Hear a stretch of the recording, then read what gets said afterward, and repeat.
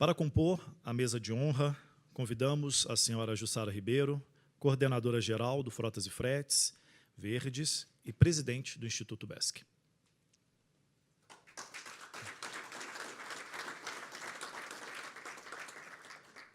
O senhor Igor Calvetti, presidente da Anfávia e presidente de honra do Frotas e Fretes Verdes 2025.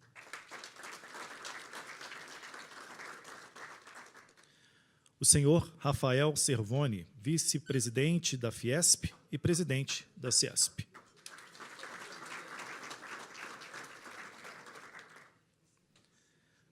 O senhor Adriano Rich, presidente da Cummins, representando aqui os nossos patrocinadores.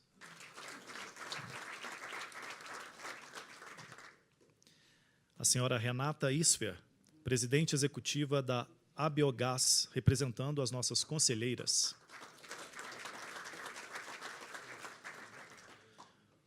O senhor Edson Martins, diretor comercial e de marketing da Agrale, representando os nossos conselheiros.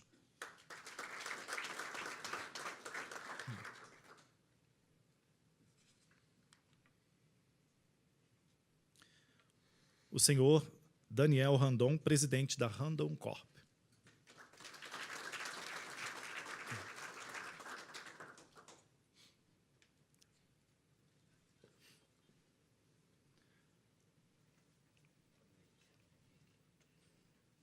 Por gentileza, podem se assentar.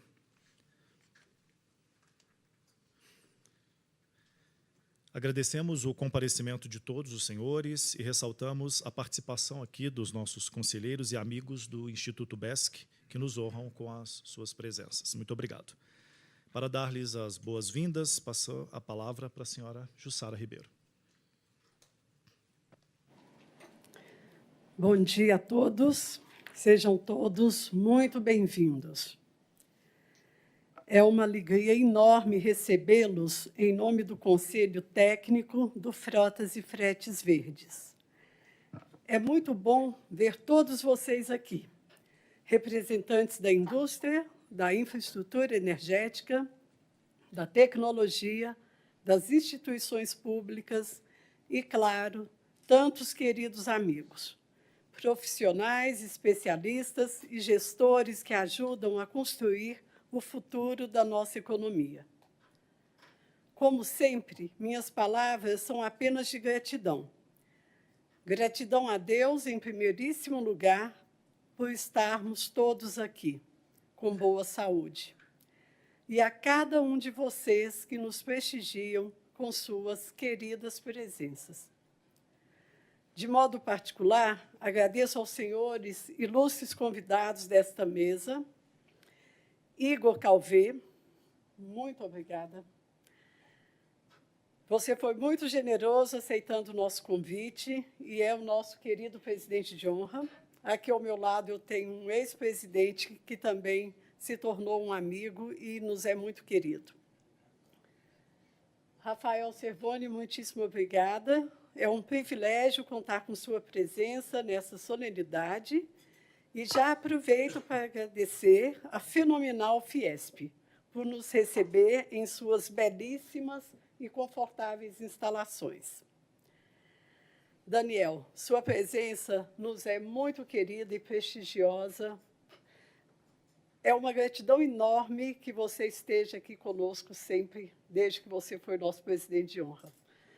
Então, crie esse compromisso na sua agenda, por favor. Obrigada. Adriano Rich, uma satisfação conhecê-lo hoje pessoalmente.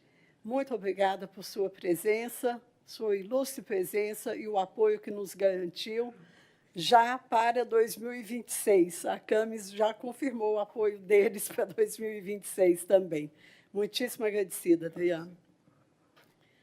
Querida Renata, muito obrigada por abrilhantar esta solenidade.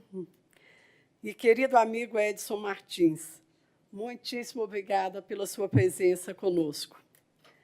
A minha justa gratidão é a cada um que colaborou para a realização da 14ª edição do Frotas e Fretes Verdes. Nossos patrocinadores, que viabilizam a realização do seminário, tão necessário para o debate deste momento de transição energética que o Brasil e o mundo estão experimentando. Agradeço aos nossos queridos conselheiros que nos asseguram tempo, conhecimento e amizade para a construção desse evento. Por fim, agradeço às equipes que estão trabalhando para a nossa comodidade e funcionalidade, em especial a minha própria equipe. Muito obrigada. A abertura do Frotas e Fretes Verdes é sempre um momento especial. É quando reunimos no mesmo espaço as vozes que fazem a transição energética acontecer no Brasil. Quem produz, quem regula, quem pesquisa e quem faz a tecnologia chegar na prática. É isso que torna este encontro tão único. Aqui olhamos para a transição energética de forma completa, conectando todos os lados dessa transformação. Este início tem um papel importante. Ele nos ajuda a alinhar ideias e abrir caminhos que vão ser aprofundados ao longo do dia de hoje. O FFV é mais que um espaço de debate. É um fórum que transforma conversa em ação e visão em construção conjunta. Sendo assim, com esse espírito de ações convergentes, damos por aberta a 14ª edição do Frotas e Fretes Verdes. Muito obrigada a cada um dos senhores presentes a esta mesa, neste auditório e que nos acompanham pelo YouTube. Muitíssimo obrigada pela audiência e presença de todos vocês.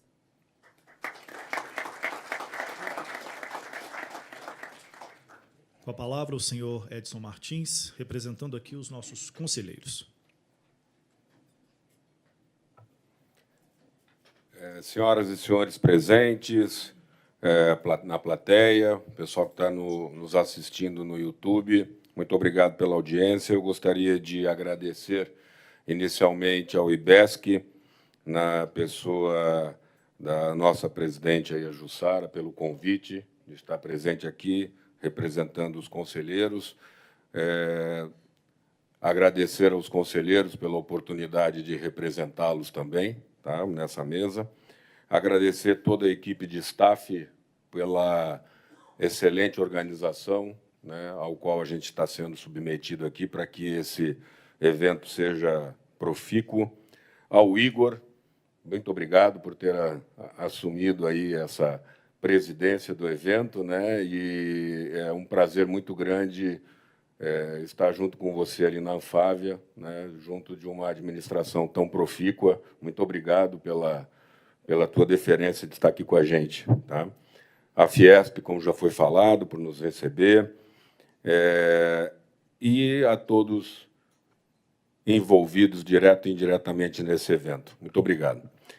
Bom, Jussara, eu queria aproveitar para falar um pouco sobre uma grande experiência que nós tivemos este mês, basicamente, final do mês passado, em Belo Horizonte, que foi a homologação do primeiro veículo movido a gás natural veicular e biometano no sistema de transporte público de Belo Horizonte.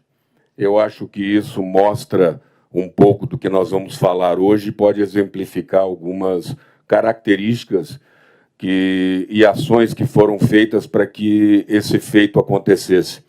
Né? O sistema de transporte público de Belo Horizonte é um sistema bastante exigente com relação aos processos de homologação e vários atores, várias situações aconteceram para que esse marco acontecesse, né, em Belo Horizonte. Então, a SUMOB de BH acaba de oficialmente publicar essa homologação, e isso representa um feito de ingresso num sistema de transporte público de uma nova tecnologia de propulsão que certamente resultará em redução da pegada de carbono, uso do biometano, uso do gás natural veicular. Então, eu acho que isso é um grande feito em Belo Horizonte. A Agrale, junto com a Marco Polo Volare, juntos atuaram como indústria, quer dizer, um dos fatores importantes para que as evoluções, né, dentro dos sistemas de transporte, tanto de passageiros como de carga, é importante que a indústria nacional tenha soluções existentes aqui no Brasil, e como muitas vezes a gente fala em eventos, junto com a Scania e com outras montadoras, nós temos tecnologias existentes aqui no Brasil, nós não precisamos que venham indústrias de fora, indústrias principalmente asiáticas, né, aqui para a gente gerar mão de obra, impostos e riqueza em outro país e não aqui. Então, a gente tem tecnologia no Brasil para desenvolver isso. Tá? É importante que os órgãos governamentais no Brasil entendam a importância disso, ajudem, facilitem, viabilizem, tanto do ponto de vista de legislação, mas também financeiro, né? Ajudem para que essas modificações, essas novas tecnologias consigam entrar no país, né? E isso também é um bom exemplo, por quê? Porque o ônibus que nós estamos oferecendo em BH é um ônibus que ele estava inicialmente um pouco maior em termos de tamanho do que normalmente é utilizado no sistema. E isso acontece muito com ônibus, por exemplo. Pode acontecer também em caminhões, mas acontece muito com ônibus.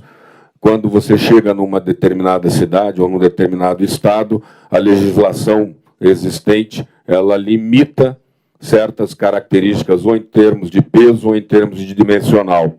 E a gente, quando vai introduzir uma nova tecnologia, muitas vezes você tem pesos adicionais, ou de baterias, ou de cilindros de gás, e aí você tem que alterar dimensionais para que essa nova tecnologia caiba dentro de um novo produto e esse produto circule. E um bom exemplo que aconteceu em Belo Horizonte é que essa mudança foi aceita pelo poder público. Eles compreenderam essa dificuldade. Então, é um bom exemplo que o poder público é fundamental, né, em várias esferas para que isso aconteça. Os frotistas também, eles têm que entender que, inicialmente, existe um custo dessa mudança, um custo da nova tecnologia, e, em paralelo, a necessidade se faz também de encontrarmos linhas de financiamento que viabilizem a entrada dessas novas tecnologias. Toda nova tecnologia, enquanto ela não está madura e não está difundida em termos de escala, ela tem um custo maior. E alguns têm que pagar por esse custo maior, né, junto com o apoio do poder público, tributário, finanças, né, a parte financeira, para que esse investimento aconteça, possa ser realizado. Infraestrutura, abastecimento. Aí eu faço uma menção honrosa ao pessoal da Gasmig, inclusive um grande ator para que isso pudesse acontecer, está sentado aqui conosco, é um conselheiro também do IBES, que é o Welder, que está ali, a qual eu peço uma salva de palmas, por favor. Porque o Welder foi incansável, junto com a estrutura da Gasmig, para viabilizar a realização de todo o processo de desenvolvimento dessa tecnologia em Belo Horizonte, né, e aprovação. Ele foi incansável, a Gasmig dando todo o suporte a ele, forneceu o gás, né, a preço diferenciado para os frotistas, nos ajudou a convencer a Associação dos Motoristas, né, do Transporte Suplementar de BH a fazerem os testes necessários para viabilizar a aprovação. Então, a Gasmig, como uma das pontas do processo, que é a fornecedora do combustível e de toda a infraestrutura para que os ônibus pudessem rodar, está de parabéns e é parte fundamental para que isso possa acontecer numa mudança. Então, tem vários players que são envolvidos aqui para que isso aconteça. Principalmente, eu digo que a perseverança e o trabalho em equipe é o que faz a diferença.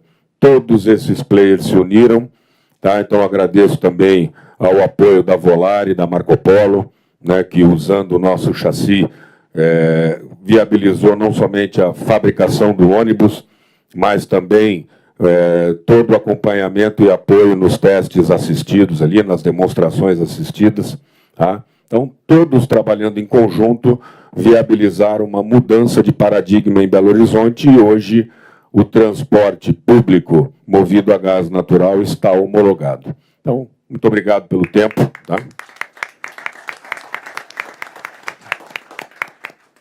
Com a palavra a senhora Renata Isfer, representando aqui as nossas conselheiras.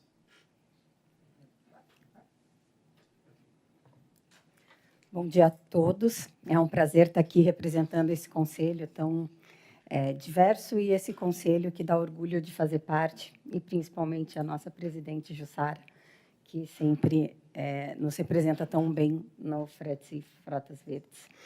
Obrigada por organizar sempre esse evento que traz uma mensagem tão relevante num momento que é revolucionário e muito desafiador. A gente realmente vive um momento de mudança, um momento em que a gente faz uma transição energética, não porque encontrou um caminho simplesmente mais eficiente e natural de fazer essa transição, mas porque a gente precisa fazer pela própria sobrevivência do planeta, o que torna tudo mais desafiador, porque precisamos achar soluções criativas para que o próprio mundo faça essa transição, mesmo que não seja algo mais barato, mais econômico, né? É algo que a gente acaba tendo que se impor pelo bem do nosso planeta.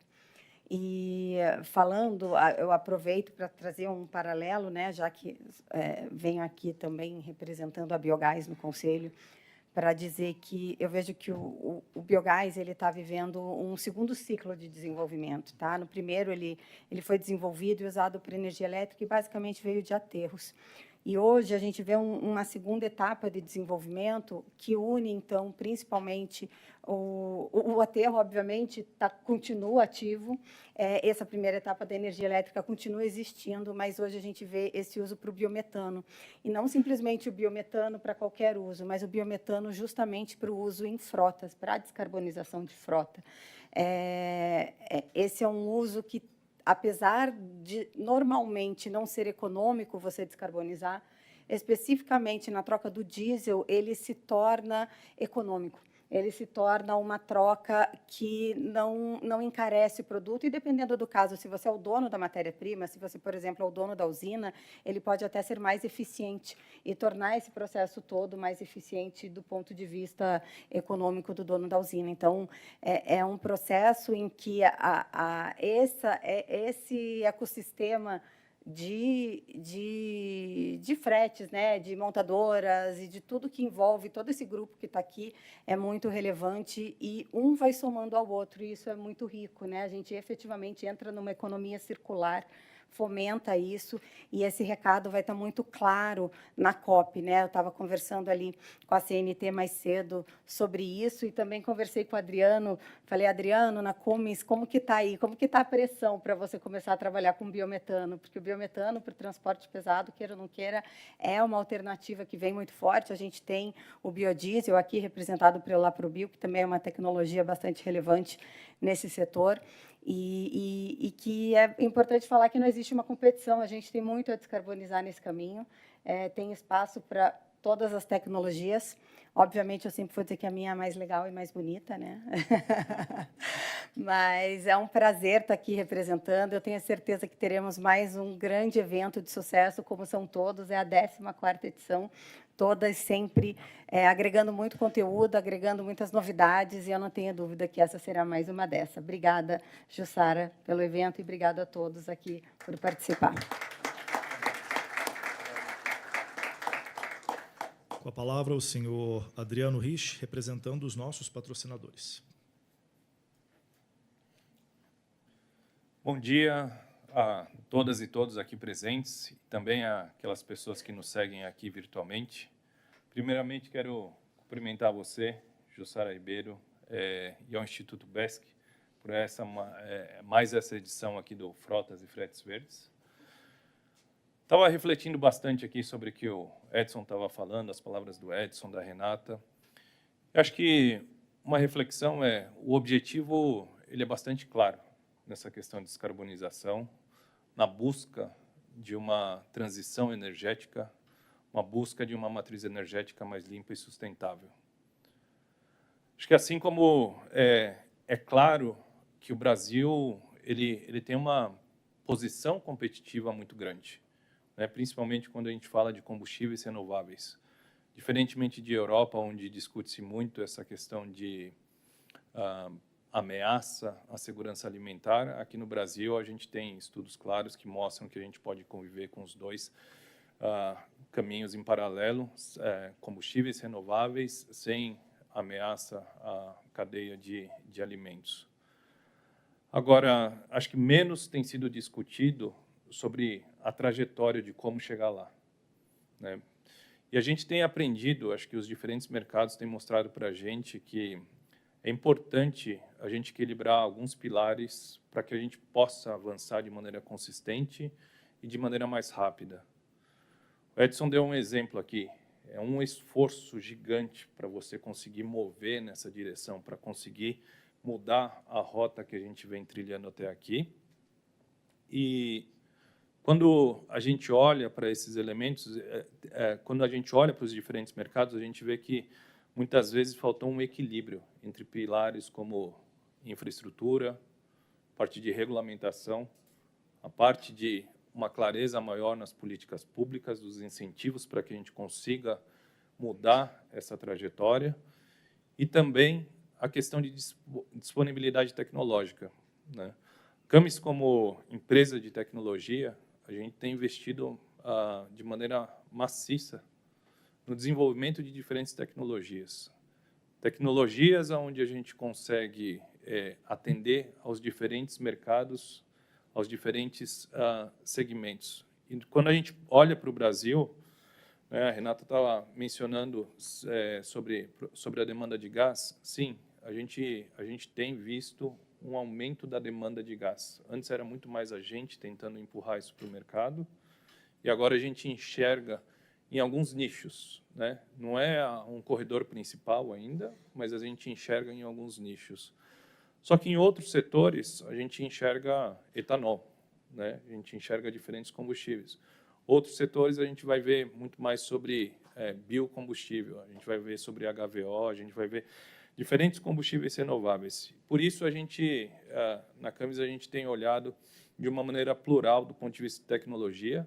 É bonito falar, é difícil fazer, porque o investimento ele é muito maior para você atender o mesmo mercado. Em tecnologias onde a gente olha motores a combustão interna, que eles podem trazer contribuições significativas equivalentes à eletrificação, né? E a gente se sente confortável em falar sobre as diferentes tecnologias, porque a gente tem um portfólio que é bastante amplo, que ele vai desde soluções de zero emissões com motores agnósticos a combustíveis, onde a gente pode trabalhar desde o diesel, passando por etanol, passando por gás, chegando até o hidrogênio, onde é considerado zero emissões, e também soluções desde produção de hidrogênio verde e a parte de eletrificação. Mas para tudo isso que a gente enxerga, e aí parabenizo aqui a iniciativa, Jussara, sua e do Instituto BESC, em coordenar, precisa de coordenação entre as partes envolvidas aqui, para que esse esforço que o Edson mencionou, né, e essas oportunidades que elas ainda são singulares, a gente possa escalar numa velocidade muito mais alta, né, e que elas sejam sustentáveis, porque é muito custoso quando a gente tem esses avanços e esses retrocessos. Então, a gente conseguir se organizar o suficiente para que a gente tenha avanço consistente é um desafio grande. Então, uma vez mais, obrigado aqui pela oportunidade de participar da sessão de abertura e pela organização do evento Frotas e Fretes Verdes. Obrigado.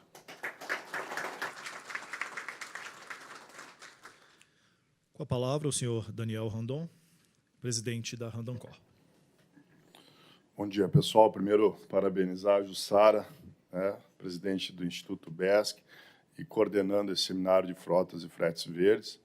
também parabenizar o Igor, presidente da Anfávia, por ser nosso presidente de honra desse seminário, e a todos da mesa, aos nossos conselheiros, aos painelistas de hoje, todos os colegas e amigos aqui presentes. Eu vou ler aqui para ter certeza, Jussara, que eu não vou passar do tempo, tá?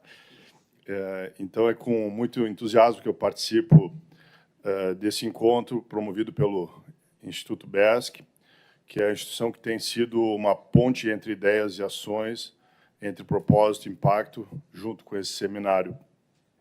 Hoje, mais do que discutir o futuro do transporte, estamos aqui também para construí-lo.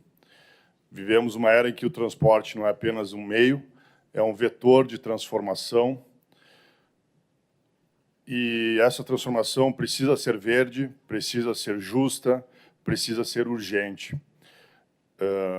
A descarbonização da mobilidade não é uma tendência passageira, mas sim para todos nós é uma convocação ética, econômica, ambiental, para todos nós que lideramos esse setor cada vez mais sustentável. O Brasil tem vocação para ser protagonista na transição energética do transporte. Temos talento, temos tecnologia, temos recursos, temos vontade, mas, acima de tudo, temos lideranças capazes de inspirar e agir. E é isso que esse evento representa, a força de um setor que não espera, mas que sempre se antecipa e que continua sempre inovando. Na Randon Corp, essa visão está no nosso DNA. Acreditamos que a inovação só faz sentido quando melhora a vida das pessoas e protege o planeta.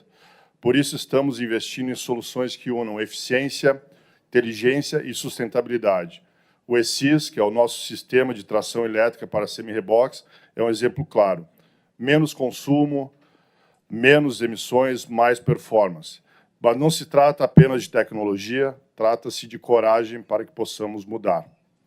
De colaboração entre empresas, governo e sociedade, e trata-se de formar redes de confiança, como essa que o Instituto BESC e esse seminário, que tão bem promove para que juntos possamos acelerar essa jornada. Nós estamos comprometidos com esse futuro, um futuro onde o transporte é mais leve, mais limpo, mais conectado. Um futuro onde a inovação brasileira é referência global. Um futuro que começa agora, com cada decisão que tomamos, com cada parceria que construímos, com cada liderança que se levanta. Finalizo com uma certeza: não há caminho sustentável sem protagonismo. E hoje aqui reafirmamos que estamos prontos para liderar essa mudança. Muito obrigado.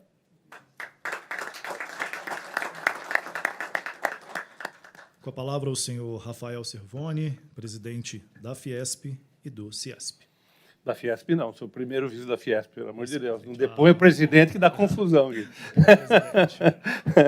Ainda mais para um caipira de Santa Bárbara do Oeste. Você está louco? Ele tem postura de presidente, poderia ser o próprio presidente. Não. Mas é o vice, o primeiro vice-presidente. Eu tenho mulher advogada que depois fez psicologia, morro de medo dela. Bom dia a todos aqui. Jussara, e todos os colegas de mesa e todos que estão presentes aqui. Aqui é a Casa da Indústria, sede do Ciesp e da Fiesp, portanto, aqui vocês jamais serão convidados, vocês são anfitriões. Então, sintam-se em casa. Eu, como caipira, eu gosto que vocês se sintam em casa mesmo, sem muita frescura. Não esperem de mim um negócio muito burocrático, não vai rolar.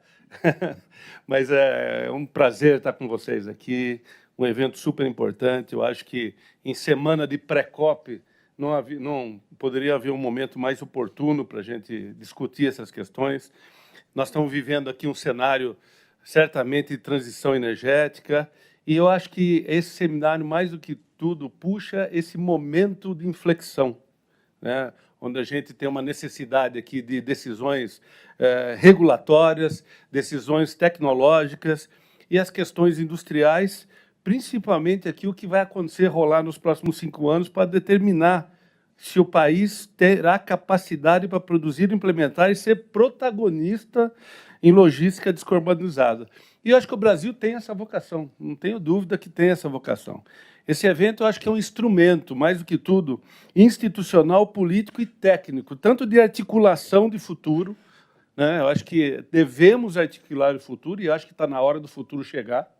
Eu cansei de ter... Eu tenho 57 anos, nasci com o mantra do Brasil sendo o país do futuro. Nós estamos cansados de esperar esse futuro. Nós estamos, como falou o Adriano aqui, realizar, fazer. Como fazer para acontecer.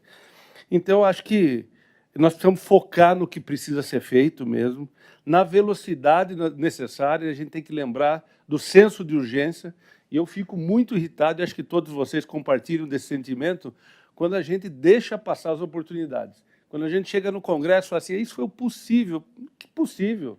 O possível é aquilo que a gente sonha, que a gente se dedica e faz acontecer. Os nossos concorrentes estão vivendo essa fase. Enquanto a gente está pensando, não é o momento, o Brasil começa depois do Carnaval, o mundo está rodando numa velocidade ultra dinâmica, né? E a agenda, acho que desse seminário aqui, ela reflete exatamente essa oportunidade, essa abordagem, no sentido da gente apresentar as bases estruturais da logística de transporte, os gargalos logísticos, financiamentos verdes, as estratégias de mitigação e alinhamento regulatório. Depois, acho que a agenda segue aqui, está muito bem montada, para a participação da indústria e inovação. Nós vamos falar da indústria 4.0, da neoindustrialização, como foi mencionado aqui, o biometano, a infraestrutura de carga para elétricos e demais fontes de energia, finaliza com fronteiras tecnológicas de cada modo de transporte, o marítimo, o aéreo, o ferroviário, e a busca e desenvolvimento de novos e resistentes materiais. Outro ponto, eu acho que o foco é discutir e apresentar as soluções de governança, sinalização regulatória, captação de capital, certificação e infraestrutura para que haja transição energética viável. E é preciso lembrar que a mobilidade sustentável não é só discutir o carro ou o veículo do futuro, mas sim uma revisão integral da lógica de transporte, a sua operação, as suas fontes de energia, os incentivos, a precificação, financiamento e a tomada de decisão. Eu acho que também, além disso, é um espaço de construção intersetorial, cruzando com a agenda ESG, voltada para o aumento da produtividade, com menor consumo de materiais, menor uso de energia fóssil, redução de emissões e elevação da competitividade dos produtos e do país. E para finalizar aqui, o evento Frotas e Fretes Verdes 2025 é um fórum de direcionamento estratégico, voltado para um novo ciclo de desenvolvimento industrial e tecnológico do país. Consolida a visão de que operar uma logística sustentável é tornar o país mais competitivo, mais integrado e eficiente e inserido numa nova economia. Eu acho que esse fórum, para finalizar, mais do que discutir tecnologias, inovação, modelos de transporte, também tem a ver com pessoas. As pessoas ainda fazem diferença. Quanto mais a tecnologia, eu acredito ainda que o Brasil, o mundo, é regido por pessoas, para o bem e para o mal, né? E acho que aqui nós estamos na energia do bem. Então, eu acho que devemos ser ousados, sejamos ousados, não podemos deixar passar as oportunidades. Chega de aceitar que o Brasil é o país dos puxadinhos. Chega de puxadinho. Vamos pensar num projeto de Estado de longo prazo, com segurança jurídica, que deixe a gente em paz e com segurança para poder investir. E, como eu falei anteriormente, chega de sermos o país do futuro. O futuro é agora, vamos construí-lo hoje. Obrigado.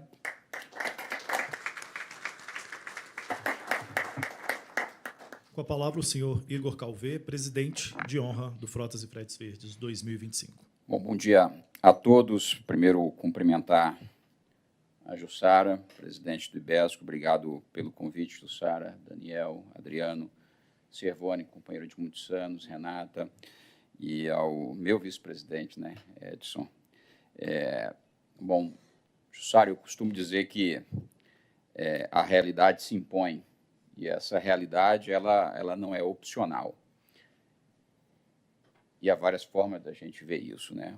Uma delas é de que a discussão do 14º Seminário de Frota e Fretes Verdes, ela é uma inevitabilidade. A realidade já se impôs há muitos anos e agora nós precisamos fazer, eu acho que desse fórum, que já se tornou tradicional, um caminho sem volta, né, para transformar as nossas ideias, os nossos debates em ações cada vez mais concretas. E, ao dizer isso, eu também digo que a realidade não é opcional, né? Estou aqui porque também não é opcional, já que você me ordenou estar aqui. A Jussara... não é pressão, é porque a Jussara, né, eu vou quebrando o protocolo, esse jeito dela, né, ela manda em todos nós aqui, essa é a verdade, né? Então, a realidade ela não é opcional, né? Ela se impôs para mim também, mas é com muita honra, viu, Jussara, muita satisfação que eu estou aqui como presidente de honra, e mais do que a minha honra, a minha satisfação, é porque também represento 26 empresas fabricantes no país, e que essas empresas todas percorrendo um caminho da inevitabilidade, né, que é o caminho da sustentabilidade. Isso me orgulha muito, porque eu acho que nós, de setor, no meu caso, automotivo, mas aqui posso falar por transportes, me perdoem os que eu não tenho procuração para falar, temos essa preocupação já há muitos anos com a descarbonização.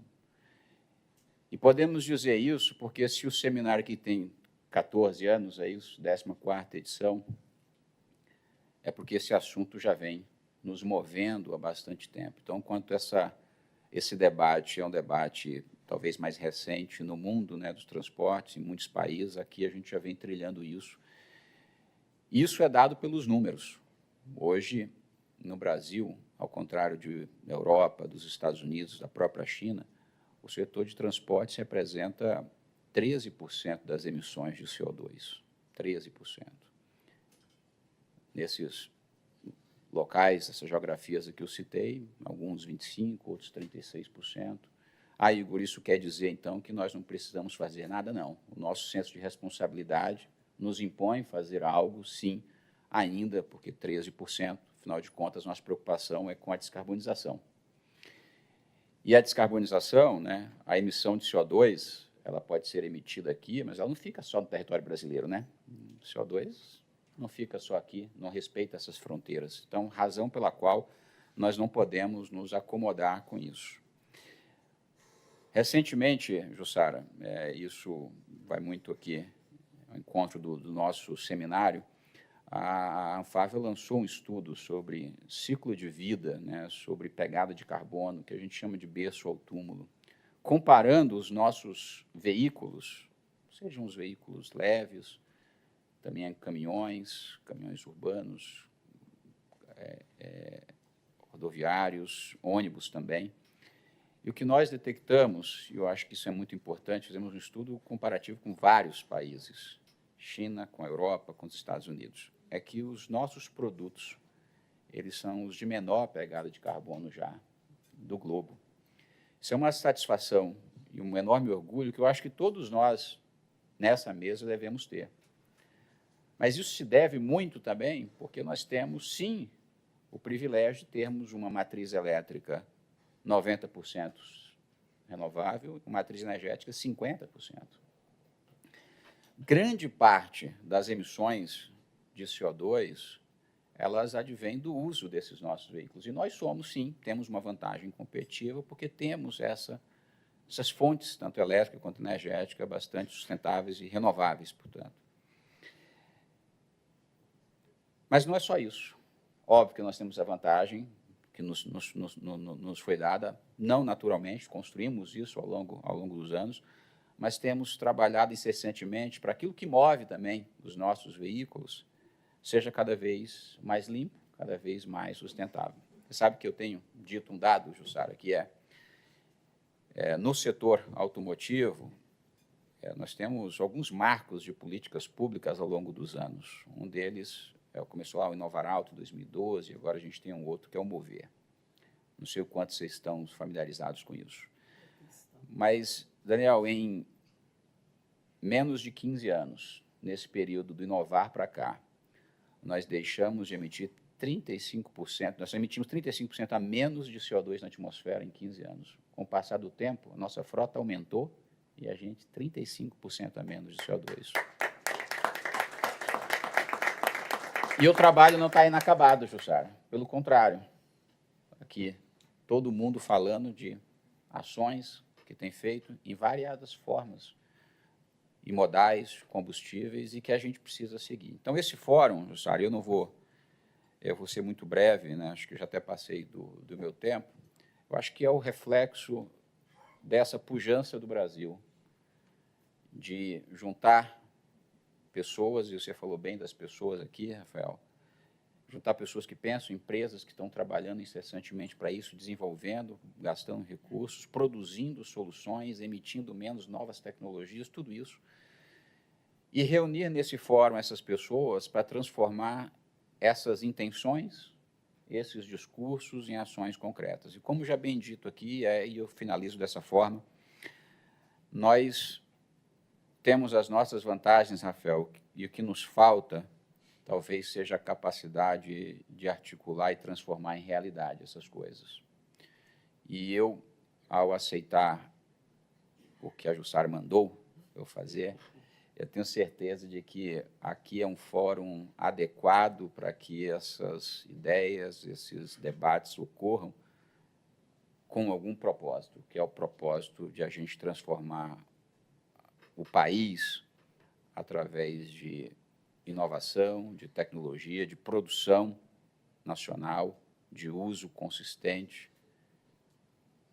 e com a ajuda do governo, sim, naquelas regulações que sejam inteligentes e eficientes. Então, dito isso, o meu desejo, Jussara, e aos demais, é de que o seminário seja, como já é tradicional, um sucesso e que nós aproveitemos esse espaço para fazer de cada uma das nossas potencialidades, cada empresa que está aqui, cada pesquisador, cada agente público, privado que está aqui, uma articulação, acho que sim, concreta, sadia, mas muito focada no que a gente precisa fazer.